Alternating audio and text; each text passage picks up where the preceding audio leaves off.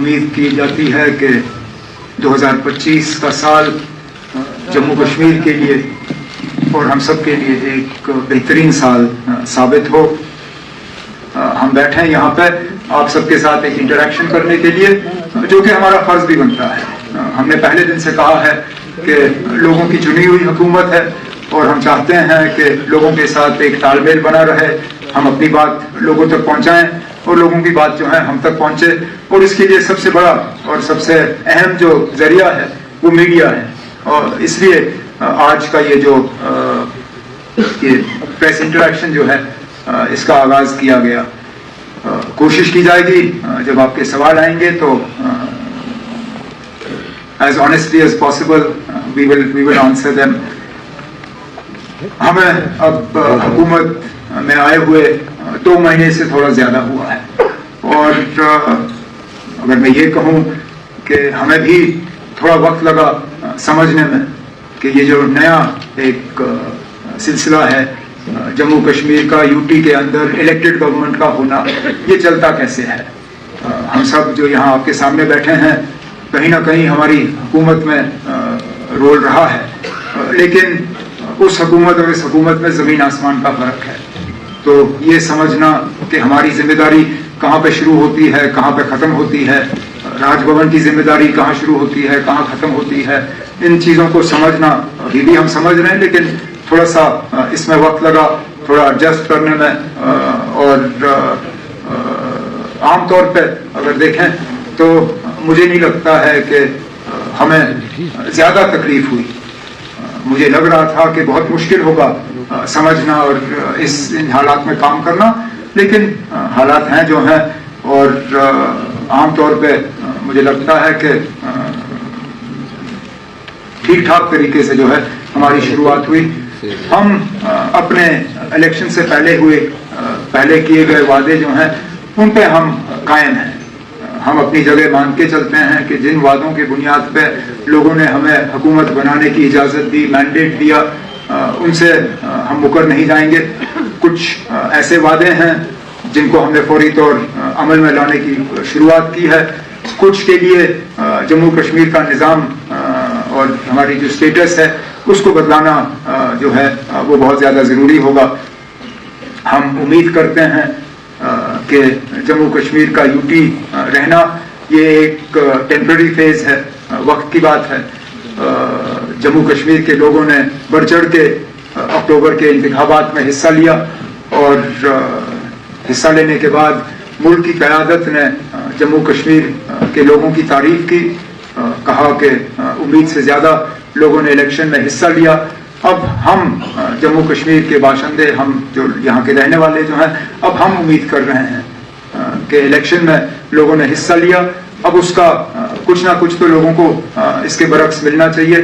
اور سب سے بڑا وعدہ جو جموں کشمیر کے لوگوں کے ساتھ اگر مرکزی حکومت نے کیا ہے وہ جموں کشمیر کو دوبارہ ریاست کا درجہ واپس دینے کا وعدہ ہے. تو ہم امید کرتے ہیں کہ اس میں وقت نہیں لگے گا. ہم اپنی جگہ یہاں پہ اگر ہیں تو لوگوں کی خدمت کرنے کے لیے ہیں, لوگوں کے جو ڈیولپمنٹ کو لے کے جو لوگوں کی امیدیں ہیں, گورننس کو لے کے جو لوگوں کی امیدیں ہیں ان پہ اتر آنے کے لیے ہیں.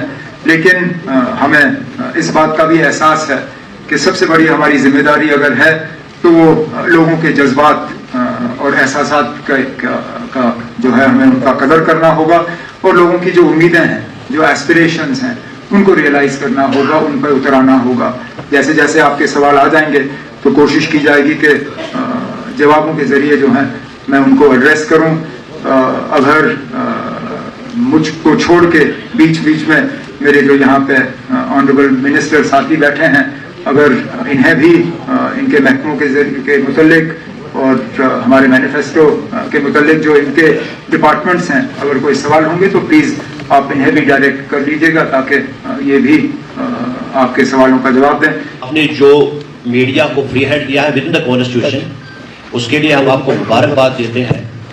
لیکن عمر صاحب آپ کو پتا ہے نامساعد حالات میں اگر یہاں کسی نے اس اسٹریٹجی کو زندہ رکھا ہے وہ پرنٹ میڈیا ہے, کیونکہ ان دنوں الیکٹرانک میڈیا تھا نہیں. ہم نے کیا کیا ان دنوں سہا ہے, اور کتنے جو ہمارے جرنلسٹ کے جو عزیز تھے وہ بیچارے شہید ہو گئے. لیکن ایک سٹم ظریفی ہے کہ 2017 میں جو ریٹس ہے انفارمیشن ڈپارٹمنٹ کے وہ ابھی بھی 75% ہے. کیونکہ آپ ایڈ کر رہے ہیں اس وقت یو ٹی کے, اب وہی ریٹ ہمیں جو پرنٹنگ دینا پڑتا ہے اس سے ٹرپل ہو گیا ہے.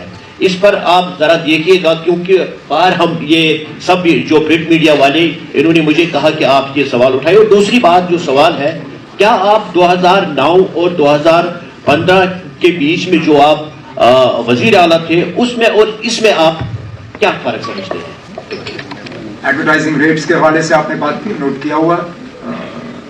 سیکرٹری جو ہمارے ابھی آئے ہیں انفارمیشن کے, راجو صاحب, ان سے اور ڈائریکٹر انفارمیشن سے بات کر کے جو بھی ہمیں اس میں کرنا ہوگا ہم کر لیں گے. جہاں تک 2014 سے پہلے اور آج میرے میں فرق کیا ہے, بال اور زیادہ سفید ہو گئے, بڑھاپے کی طرف اب تیزی سے بڑھ رہا ہوں. کیا بدلاؤ آیا ہے یا نہیں آیا ہے, یہ آپ جب میرا یہ ٹرم ختم ہوگا اس وقت کہیے نا. میں اپنے منہ سے کیا کہوں, میں تو کہوں گا نا میں بہت اب زیادہ سمجھدار ہو گیا ہوں اور بہت مطلب قابل اب ہوں, لیکن میرے کہنے میں کوئی وزن ہی نہیں ہے. جب آپ کہیں گے تو تب مجھے لگے گا کہ واقعی فرق آیا ہے. تو جب 4 سال اور 10 مہینے لگ بھگ رہ گئے ہیں نئے الیکشن کو, اس وقت بتائیے نا پچھلے ٹرم اور اس ٹرم میں اگر آپ کو کوئی فرق نظر آیا ہے. مجھے تھوڑا سا فرق فی الحال میں آپ سے کہوں مجھے تھوڑا سا فرق نظر آ رہا ہے. میں ایک مثال کے طور پہ جو پچھلے دنوں برف باری ہوئی, میں مان کے چلتا ہوں نا, اگر 2009 شروع میں اس طرح کی برف باری ہوئی ہوتی میرا رسپانس اس طرح کا نہیں ہوتا. ڈی سیوں کو میٹنگوں میں شامل کرنا, آنریبل ایم ایل اے سے فیڈ بیک لینا, کٹنگ اکراس پارٹی لائنز, یہ 2009 میں مجھ سے نہیں ہوتا. آج ہوا ہے کیونکہ تھوڑا سا بدلاؤ تو آ ہی گیا ہے. اس میں ایڈ کرنا چاہتا تھا, لوگ یہ کہتے ہیں کہ انشیڈیولڈ پاور کٹ بہت زیادہ. انشیڈیولڈ پاور کٹ صرف تب ہوتے ہیں یا تو ہمیں سسٹم جو ہے اس کی مینٹیننس کے لیے کٹ لینا پڑتا ہے, اس کے لیے بھی ڈپارٹمنٹ کو کہا گیا ہے کہ پوری طرح سے اس کو ایڈورٹائز کریں تاکہ لوگوں کو پتا چلے کس علاقے میں کہاں پہ شیڈیول کے مطابق ہمیں مینٹیننس کے لیے کٹ لینا پڑے گا. انشیڈیول تب ہوتا ہے جبکہ یا تو ٹرانسفارمر جل جائے یا کوئی سسٹم میں فیلئر ہو. اس میں کوشش کی جاتی ہے کہ جلد سے جلد جو ہے اس کو درست کیا جائے اور بجلی کا سپلائی جو ہے وہ ریسٹور ہو. آپ نے ڈپٹی سی ایم صاحب سے کچھ پوچھا کہ اب کیا لگ رہا ہے, اتنا ہی جوش ہے, ہاؤس دا جوش. دیکھیے ہمیں سمجھ نہیں آتی کہ یہ بار بار آپ یہ سوال کیوں ہمیں پوچھتے ہیں. میں اس دن بھی کہا تھا, پھر آج کہوں گا, پھر میں وہی کہا اس سمے. جی جی جی جی ابھی 20 دن اور ہے نا, ابھی 2 مہینے ہی ہوئے ہیں. لیکن ایک چیز ہم کہیں کہ جو ہمارے لیڈر ڈاکٹر فاروق عبداللہ صاحب اور چیف منسٹر عمر عبداللہ صاحب نے جو الیکشنوں میں ہماری پارٹی نے وعدے کیے تھے, آپ کو پتہ نہیں کیوں لگتا ہے کہ ہم نہیں کر رہے. پہلی کیبنٹ میٹنگ ہوئی, ہم نے پہلا ہی ریزولوشن وہاں پہ پاس کیا اور کہا کہ ہمیں اسٹیٹ کا درجہ دوبارہ دیا جائے, واپس ہماری کھوئی ہوئی عزت ہمیں بحال کی جائے. دوسرا ہماری پہلا ہاؤس لگا, پہلے ہاؤس میں ہی ہم نے ایک ریزولوشن وہاں پہ پیش بھی کیا اور پاس بھی ہوا, جہاں ہم نے کہا کہ ہمارا کھویا ہوا اسٹیٹس, اور جو اب ہم کھویا ہوا اسٹیٹس کہتے ہیں, یہ وعدہ آنریبل پرائم منسٹر صاحب کا بھی ہے, آنریبل ہوم منسٹر صاحب کا بھی ہے. اگر آپ کو یاد ہوگا تو پارلیمنٹ کے اندر آنریبل ہوم منسٹر صاحب نے کہا تھا کہ جموں کشمیر کی زمین ہے, جموں کشمیر کا روزگار ہم کسی باہر کو نہیں لینے دیں گے. ہم اسی بات کو پھر ان کو یاد کرائیں. اس لیے انہوں نے بھی الیکشنوں میں کہا تھا, اگر آپ کو یاد ہوگا, انہوں پرائم منسٹر صاحب جب جموں آئے تو اس ریلی میں انہوں نے کہا تھا کہ جموں کشمیر جیسے ہی الیکشن ختم ہوگا ہم آپ کو آپ کا جو اسٹیٹ کا درجہ دوبارہ بحال کریں گے.